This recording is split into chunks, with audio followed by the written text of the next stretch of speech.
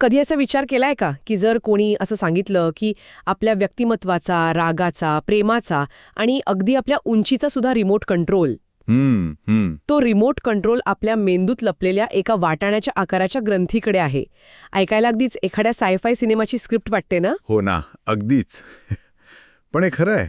बघा, आपण सर्वजण लहानपणापासून मोठे होतो. मोठे झाल्यावर हळूहळू म्हातारे होतो. हा प्रवास आपल्याला इतका परिचयाचा असतो की आपण त्याकडे फारसं लक्षच देत नाही. अगदी बरोबर. आपण फक्त बदल पाहतो. हो, म्हणजे आपण आरशात बघतो आणि म्हणतो, अरे माझी उंची वाढली किंवा केस पांढरे झाले. पण या साध्या दिसणाऱ्या बदलांच्या मागे शरीराच्या आत आणि मनाच्या गाभाऱ्यात नक्की कोणती जैविक आणि मानसिक यंत्रणा काम करत असते? तोच तर खरा कुतूहलाचा विषय आहे. नक्कीच. आणि आजच्या आपल्या या सखोल चर्चेत आपण याच गूढ यंत्रणेचा वेध घेणार आहोत. आज आपल्याकडे अभ्यासासाठी सरांच्या नोट्स आहेत आणि या माहितीच्या आधारे आपण मानवी विकासाचा प्रवास आणि त्याला नियंत्रित करणाऱ्या शरीरातील अदृश्य सिक्रेट कंट्रोलचा अभ्यास करणार आहोत. आणि मी सांगेन की हा अभ्यास खरोखरच डोळे उघडणारा आहे. कारण जेव्हा आपण या नोट्स वाचतो तेव्हा लक्षात येतं की यात केवळ वैद्यकीय किंवा पुस्तकी माहिती दिलेली नाही, तर मानवी वर्तणुकीचा आणि विकासाचा एक अतिशय सविस्तर आलेख ह्यातून आपल्यासमोर उलगडतो. म्हणजे जीवशास्त्र, आपली बायोलॉजी, आणि मानसशास्त्र म्हणजे सायकोलॉजी. एक्झॅक्टली. जीवशास्त्र आणि मानसशास्त्र यांचा हा एक अत्यंत सुंदर आणि थक्क करणारा संगम आहे. मानवी शरीर आणि मन हे दोन वेगळे कप्पे नाहीत, तर ते एकमेकांमुंफलेलं एक अत्यंत गुंतागुंतीचं आणि रहस्यमय इंजिन आहे. आणि हे इंजिन नक्की कसं चालतं, हाच माझ्यासाठी सर्वात मोठा प्रश्न होता. या अभ्यासातून मला एक गोष्ट प्रकर्षाने जाणवली बघा. कोणती? आपण मानवी विकासाच्या अवस्था म्हणजे लहानपण, तारुण्य, म्हातारपण समजून घेण्यापूर्वी शरीरात हा विकास प्रत्यक्ष घडून आणणारे जे रासायनिक दूत आहेत, ज्यांना आपण केमिकल मेसेंजर्स किंवा हॉर्मोन्स म्हणतो, त्यांना समजून घेणं खूप गरजेचं आहे. या अंतस्रावी ग्रंथी म्हणजेच एंडोक्राईन ग्लँड्सचा अभ्यास करताना मेंदूच्या अगदी तळाशी असणारी ती पियुषिका ग्रंथी मला सर्वात भारी वाटली. पिट्युटरी ग्लँड, बरोबर. हो, म्हणजे मला तर ती आपल्या शरीराची जणू सीईओच वाटली. ती स्वतः आकाराने अगदीच छोटी असली तरी इतर सर्व ग्रंथींना जणू ईमेल्स पाठवून त्यांच्या कामावरती नियंत्रण ठेवते. हां, सीईओ हे उदाहरण बऱ्यापैकी चपखल आहे, पण मला त्यात थोडी भर घालावीशी वाटते. सांगा ना. पियुषिका ग्रंथी खरोखरच मास्टर ग्लँड म्हणून ओळखली जाते. पण ती ईमेल्स नाही पाठवत, तर ती थेट रक्तात रसायने सोडते. आणि ही रसायने शरीराच्या कानाकोपऱ्यात जाऊन इतर ग्रंथींना ऑर्डर्स देतात. अच्छा, म्हणजे थेट ॲक्शन. हो, आणि या सरांच्या नोट्सनुसार ही ग्रंथी ग्रोथ हॉर्मोन तयार करते. आता याच्यामागचं विज्ञान समजून घेणं गरजेचं आहे. हे हॉर्मोन थेट आपल्या हाडांना आणि स्नायूंना वाढ करा असा संदेश देतं.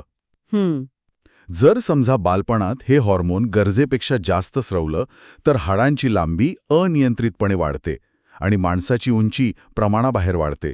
याला जायगेंटिझम किंवा महाकायता म्हणतात. अरे बापरे.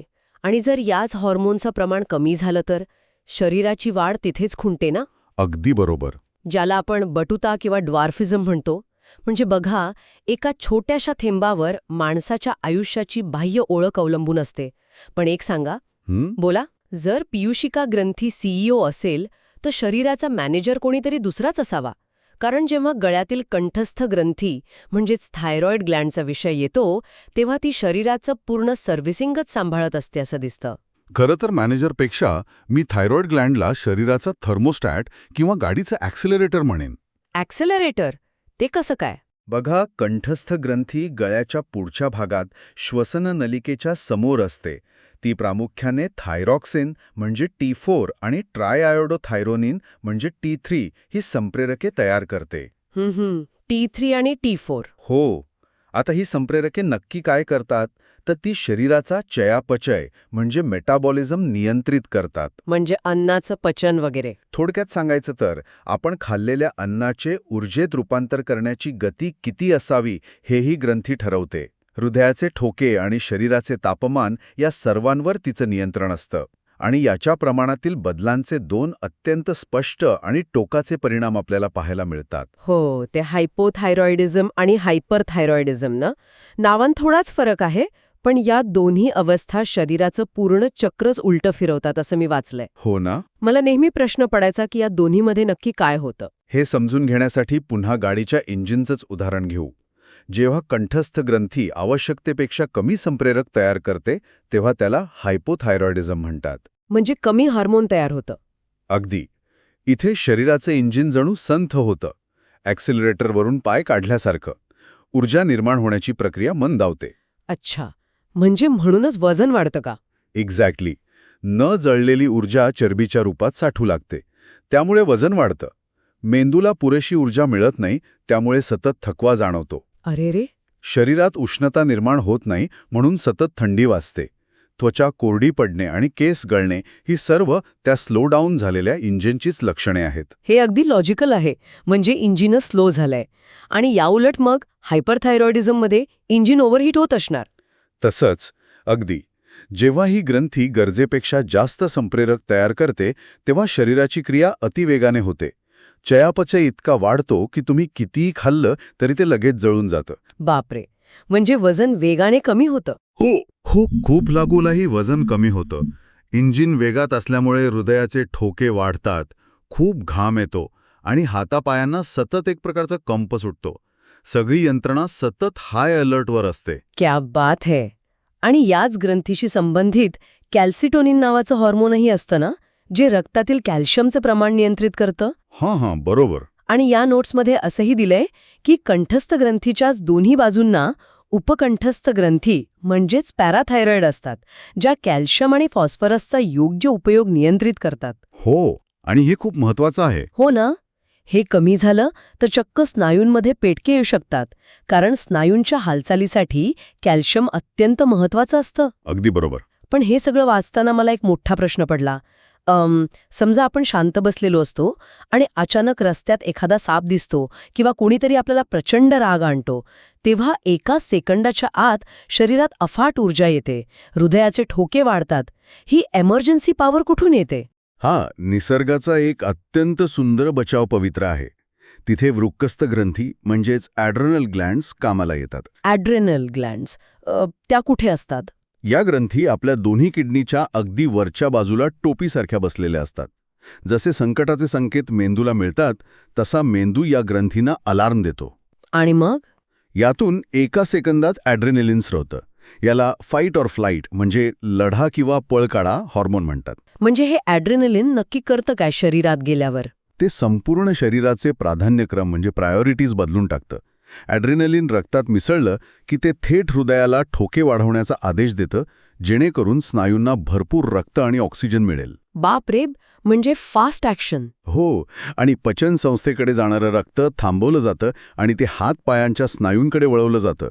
डोळ्यांच्या बाहुल्या विस्फारतात जेणेकरून अधिक स्पष्ट दिसेल. म्हणजे संकटाशी लढण्यासाठी किंवा तिथून पळ काढण्यासाठी पूर्ण तयारी. अगदी. शरीराचं हे आपत्कालीन व्यवस्थापन आहे. कमाल आहे. होय. आणि या आपत्कालीन व्यवस्थेचा अजून एक भाग असतो कॉर्टिसॉल नावाचं स्ट्रेस हॉर्मोन. Stress hormone. हे तणावाशी लढण्यासाठी दीर्घकाळ टिकणारी ऊर्जा देतं. तसंच अल्डोस्टेरॉनमुळे शरीरातील सोडियम आणि पाण्याचं प्रमाण संतुलित राहून रक्तदाब नियंत्रित राहतो. पण इथे एक मोठी अडचण आहे. कोणती अडचण? जर एखादी व्यक्ती सतत तणावात असेल आणि कॉर्टिसॉल जास्त प्रमाणात स्रवत राहिलं तर कुशिंग सिंड्रोम नावाचा आजार होतो. Cushing syndrome. यात काय होतं? शरीर सतत संकटात असल्याचा गैरसमज करून घेतं आणि भविष्यासाठी ऊर्जा म्हणून चक्क पोटावर आणि चेहऱ्यावर चरबी साठवू लागतं.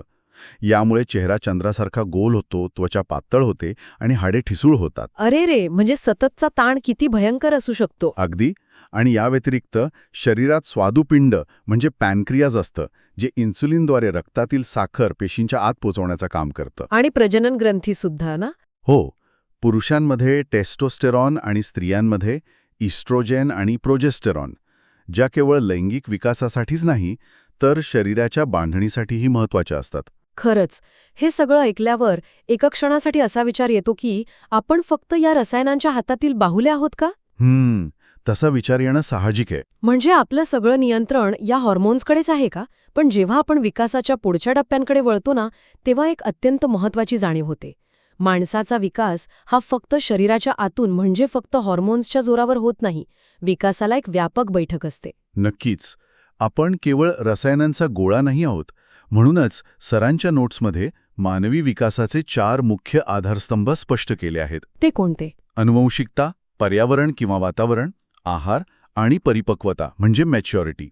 हे 4ही घटक एकाच वेळी आणि एकमेकांच्या मदतीने काम करतात. जर मला हे एका उदाहरणाने सांगायचं झालं तर असं म्हणता येईल का की अनुवंशिकता हा एखाद्या इमारतीचा ब्लूप्रिंट किंवा नकाशा आहे आणि पर्यावरण व आहार हे ती इमारत बांधण्याचे साहित्य आणि कामगार आहेत? हे उदाहरण अगदी अचूक आहे. अनुवंशिकता आपल्याला एक पोटेन्शियल किंवा साचा देते. समजा एखाद्या व्यक्तीकडे अनुवंशिकतेने चांगली उंची आणि उत्तम बुद्धिमत्ता असण्याचा नकाशा आहे. पण जर त्याला वाढीच्या वयात योग्य पोषक आहार मिळाला नाही आणि बुद्धीला चालना देणारं वातावरण मिळालं नाही तर तो नकाशा कागदावरच राहील ना. बरोबर, त्याचा पूर्ण विकास होऊ शकणार नाही. एक्झॅक्टली. आणि या सगळ्याला एका विशिष्ट वेळेची जोड लागते, ज्याला आपण परिपक्वता म्हणतो. परिपक्वता ही शारीरिक आणि मानसिक दोन्ही पातळ्यांवर वेळेनुसार येते. म्हणजे वयानुसार? हो. एखाद्या लहान मुलाला तुम्ही कितीही चांगलं वातावरण दिलं तरी वयाची आणि मज्जासंस्थेची परिपक्वता आल्याशिवाय तो चालू किंवा बोलू शकत नाही. या 4पैकी एकाचा जरी समतोल बिघडला तरी विकासाच्या संपूर्ण प्रक्रियेवर त्याचा खोलवर परिणाम होतो. अगदी खरंय. आता या जैविक आणि पर्यावरणीय पायावर मानवी जीवनाची इमारत खऱ्या अर्थाने कशी उभी राहते ते आपण टप्प्याटप्प्याने पाहूया. नक्कीच. जीवनाची पहिली पायरी असते प्रसूतीपूर्व अवस्था, म्हणजे गर्भधारणा ते जन्म. ही मानवी आयुष्यातील अत्यंत जलद गतीने वाढ होणारी अवस्था आहे. हो, सर्वात फास्ट ग्रोथ. हो ना. एका सूक्ष्म स्त्रीबीज पेशीपासून केवळ 9 महिन्यात पूर्ण मानवी शरीर तयार होण्याचा हा प्रवास थक्क करणारा आहे. यात जननावस्था, गर्भावस्था आणि भ्रूणावस्था असे टप्पे असतात जिथे पेशींचं विभाजन होऊन अवयव आकार घेतात. आणि खऱ्या अर्थाने बाहेरच्या जगाशी संपर्क येतो तो जन्मानंतर. इथे सुरू होते शैशवावस्था व बाल्यावस्था, म्हणजे 0 ते 5 वर्ष. ही अवस्था मानवी आयुष्यातील सर्वात नाजूक आणि पायाभूत अवस्था मानली जाते.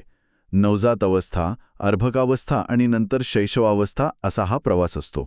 बरोबर. या काळात बालकाला स्वतःच्या अस्तित्वाची आणि सभोवतालच्या जगाची नव्याने ओळख होत असते. इथे मला एका अत्यंत रंजक माहितीकडे लक्ष वेधून घ्यावंसं वाटतंय. या नोट्सनुसार पहिल्या 5 वर्षात बालकाच्या मेंदूचा तब्बल 80% विकास झालेला असतो. हो, 80%. हे वाचल्यावर मला प्रश्न पडला की इतक्या लहान वयात मेंदू एवढा काय काम करत असतो? या वयात मेंदू अक्षरशः एका सुपर कॉम्प्युटरसारखा काम करत असतो. बालकाचा मेंदू दर सेकंदाला हजारो नवीन न्यूरल कनेक्शन्स बनवत असतो. बापरे, हजारो? होय. ते जे काही पाहतात, ऐकतात, अनुभवतात त्यातून मेंदूच्या तारा जुळत असतात. सुरुवातीला मुले पूर्णपणे स्वकेंद्रित असतात, आईवडिलांवर अवलंबून असतात. पण 3 ते 5 वर्षांच्या वयात त्यांची ग्रहणशक्ती प्रचंड असते. म्हणूनच त्यांना बडबड गीते, दंतकथा, परिकथा आणि कार्टून खूप आवडतात ना? अगदी. आणि याचं कारण काय माहितीये? कारण त्यांना त्यातली रंगीबेरंगी चित्रे आणि आवाज आवडत असावेत. ते तर आहेच, पण त्याहून मोठं कारण म्हणजे या गोष्टींमधून त्यांना पॅटर्न आणि रिधम समजतो, जो भाषा शिकण्यासाठी आवश्यक असतो. त्यांचा मेंदू एका स्पंजसारखा आजूबाजूची माहिती शोषून घेत असतो. क्या बात आहे. म्हणूनच या काळात त्यांना मेंदू आधारित शिक्षण देणं खूप गरजेचं असतं. त्यांच्या आजूबाजूला किती सकारात्मक आणि संवादात्मक वातावरण आहे यावरच त्यांच्या भविष्यातील बुद्धिमत्तेचा पाया रचला जातो. किती भारी. त्यानंतर येते उत्तर बाल्यावस्था किंवा किशोरावस्था, म्हणजे 6 ते 12 वर्ष. या टप्प्याचे एक अत्यंत सुंदर वैशिष्ट्य आपल्या संदर्भांमध्ये उलगडून सांगितलंय. कोणतं?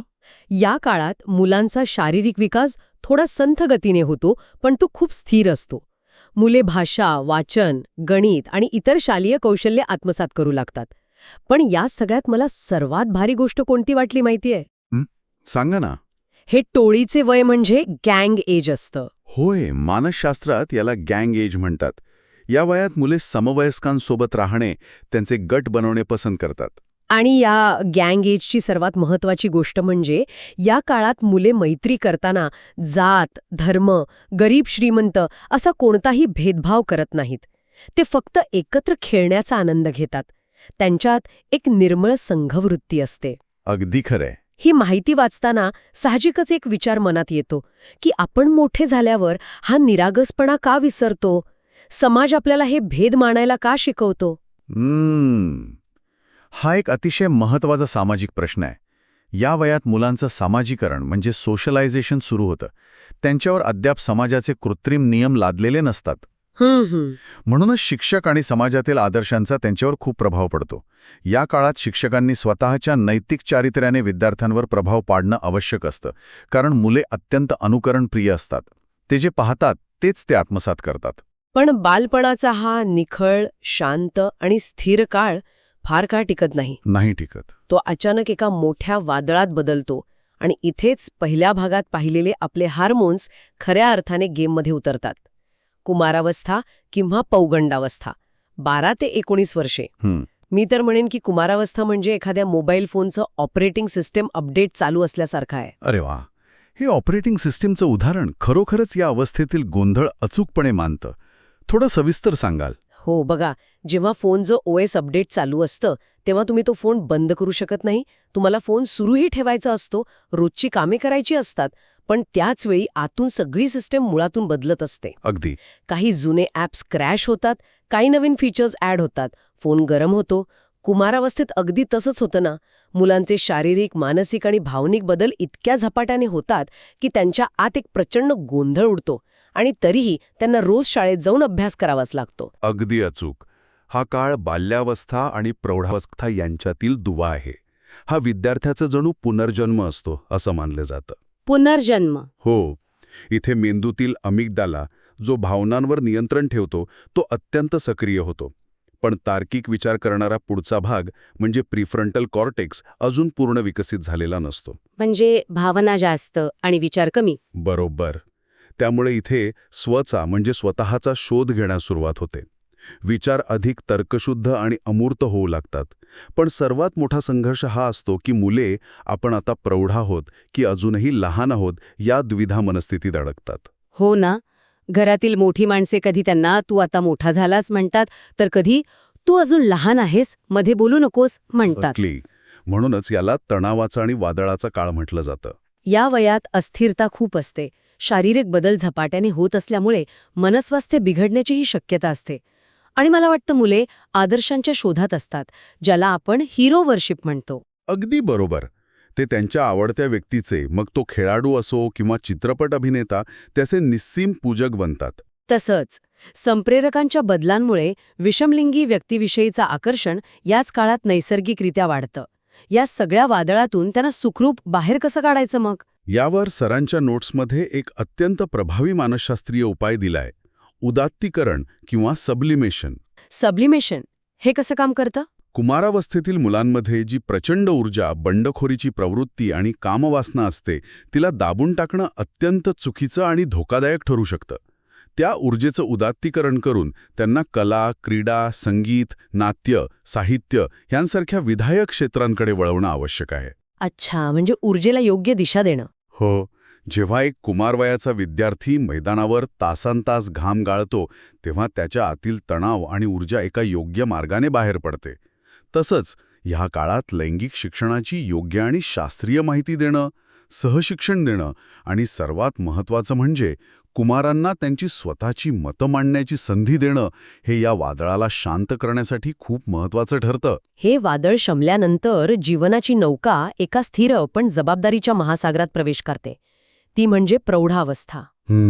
यातील तारुण्यावस्था म्हणजे 20 ते 40 वर्षे हा काळ करिअरमध्ये स्थिरावण्याचा, व्यवसाय निवडण्याचा आणि कुटुंब निर्मितीचा असतो. हा काळ अत्यंत धावपळीचा आणि तणावपूर्ण असला तरी जीवनात सर्वाधिक आनंद आणि सार्थकता देणाराही असतो. त्यानंतर इथे मध्य प्रौढावस्था म्हणजे 40 ते 60 वर्ष. हा काळ आयुष्याचं सिंहावलोकन करण्याचा असतो. या टप्प्यातील एका अत्यंत हृदयस्पर्शी संकल्पनेचा उल्लेख इथे करणं गरजेचं आहे: रिकामे घरटे किंवा एम्प्टी नेस्ट. रिकामे घरटे हा शब्दच खूप काही सांगून जातो. एका रिकामेपणाची आणि शांततेची जाणीव करून देतो. होय. ज्या घराला मुलांच्या आवाजाने आणि त्यांच्या जबाबदाऱ्यांनी इतकी वर्ष भरभरून ठेवलं होतं, ते घर मुले त्यांच्या उच्च शिक्षणासाठी, नोकरीसाठी किंवा लग्नामुळे दूर गेल्यावर अचानक शांत होतं. हे घरटं रिकामं होतं. पालकांसाठी हा मोठा भावनिक धक्का असू शकतो. आपण आयुष्यात काय मिळवलं, काय गमावलं याचं मूल्यमापन या काळात सुरू होतं. पण मुलं दूर गेली तरी त्यांना पालकांच्या मार्गदर्शनाची गरज असतेच ना? असतेच की, पण पालकांना आता प्रोव्हायडरकडून गाईडच्या भूमिकेत शिरावं लागतं. या अवस्थेच्या शेवटी निवृत्तीची चाहूल लागते आणि त्यामुळे सामाजिक कामात मन गुंतवून समाजाचे ऋण फेडण्याची प्रवृत्ती वाढीस लागते. आणि या प्रवासाचा शेवटचा टप्पा म्हणजे उत्तर प्रौढावस्था किंवा वृद्धावस्था, 60 वर्षांपासून पुढे. या काळात शरीराचं इंजिन खऱ्या अर्थाने थकू लागतं. होतात, उत्पन्नाचे स्रोत मर्यादित होतात, पण या शारीरिक आव्हानांपेक्षा सर्वात मोठं आव्हान असतं ते भावनिक पातळीवर साथीदार किंवा जुन्या मित्रांचं निधन. बरोबर आहे. हा काळ शारीरिक आणि मानसिक दोन्ही पातळ्यांवर आजूबाजूच्या परिस्थितीशी जुळवून घेण्याचा म्हणजे ॲडजस्टमेंटचा असतो. आपला अहंकार बाजूला ठेवून नवीन पिढीसोबत जुळवून घेण्याचं हे वय असतं. मानवी जीवनाचं हे संपूर्ण चक्र खरोखरच एका महाकाव्यासारखं आहे. नक्कीच. आजच्या या सखोल चर्चेत आपण खूप मोठा आणि विलक्षण प्रवास अनुभवला. एका सूक्ष्म पेशीपासून सुरू झालेला आपला प्रवास पियुषिका आणि ॲड्रिनलिन सारख्या ग्रंथींच्या तालावर नाचत, बालपणाचे निरागस खेळ खेळत, कुमारावस्थेतील त्या भयानक पण आवश्यक वादळांचा सामना करत, प्रौढावस्थेतील जबाबदाऱ्या पेलत, रिकाम्या घरट्यातील एकाकीपणा अनुभवत वृद्धावस्थेपर्यंत कसा पोहोचतो हे आज आपण उलगडलं. अगदी. सुरुवातीला आपण जे इंजिन आणि त्याच्या अदृश्य कंट्रोल्सबद्दल बोललो होतो, त्याची पूर्ण कार्यपद्धती आता आपल्यासमोर स्पष्ट झाली आहे. हे सर्व जरी आपण समजून घेतलं असलं तरी चर्चा संपवताना मला या सर्व प्रवासावर आधारित एक अत्यंत रंजक आणि थोडा विचार करायला लावणारा प्रश्न उपस्थित करावासा वाटतो. अरे वा, कोणता प्रश्न? आपण आज पाहिलं की आपला संपूर्ण जीवनप्रवास, आपल्या भावना, आपला अचानक येणारा राग, आपले भीतीपोटी घेतलेले निर्णय, आपल्या तारुण्यातील आकर्षण, हे सर्व काही मेंदूच्या तळाशी असलेल्या वाटाण्याच्या आकाराच्या ग्रंथी, आपले हॉर्मोन्स आणि आधीच ठरवलेल्या विकासाच्या अवस्था यांच्या हातात आहे. जर हे सर्व आपल्या बायोलॉजीने आणि निसर्गाच्या साच्याने आधीच ठरवून दिलं असेल, तर या सगळ्या नाटकात आपलं स्वतःचं असं स्वातंत्र्य किंवा फ्री विल खरोखरच किती आहे? आपण जे निर्णय घेतो ते खरोखरच आपण स्वतःच्या विचारशक्तीने घेतो की आपले हॉर्मोन्स आणि आपलं वय आपल्याकडून ते निर्णय करून घेतात? बापरे, हा विचार खरोखरच मेंदूला मुंग्या आणणार आहे. आपण स्वतःला आपल्या आयुष्याचे चालक समजतो, पण कदाचित आपण फक्त त्या इंजिनमधील प्रवासी असो. अगदी तसंच. या प्रश्नाचं उत्तर शोधणं सोपं नाही, पण नक्कीच यावर विचार केल्याशिवाय राहवत नाही. आपल्याला पडलेल्या याच प्रश्नासोबत आज आपण इथेच थांबूया. पुन्हा भेटूया अशाच एका नव्या आणि रंजक सखोल चर्चेसह.